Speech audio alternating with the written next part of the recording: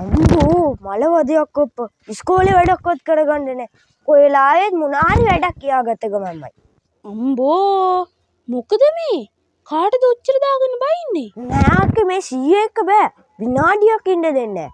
වතුර උගුරක් ඉල්ලනවා, බෙහෙත් ටික ඉල්ලනවා, බුලත් හේපුව ඉල්ලනවා, කඩේ යන්න කියනවා, තේ උගුරක් ඉල්ලනවා.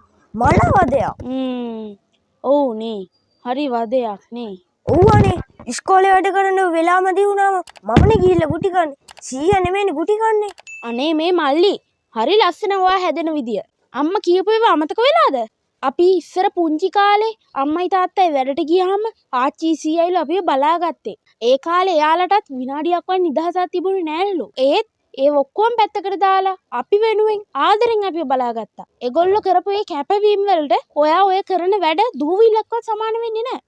ආච්චිට තීයතයි බණින්න ඕනේ උදව් කරමු. දවසක් අපේ ටීචර් කිව්වා වැඩිහිටියෙක්ගෙන් ලැබෙන ආශිර්වාදය කියන්නේ ජීවිතේට ලොකු ආරක්ෂාවක්ලු. ඔව් අක්කේ. අපි උස් මහත් උනේ ඒගොල්ලන්ගේ උරේ හිස් මතින් කියලා මට අමතක වුණා. ඔව් මල්ලි මේ ලෝකේ කරන්න පුළුවන් ලොකුම පින්කමක් තමයි වැඩිහිටි හදවතක් සතුටු කරන එක. මම අක්කේ දවසක් ටීවී වැඩසටහනක මාමා කෙනෙක් කියනවා දැක්කා. වැඩිහිටියෝ කියන්නේ ඇවිදින පුස්තකාලයක්ලු. ඒක ගිනි තියන්නේ නැතුව අරගෙන කියවන්නලු.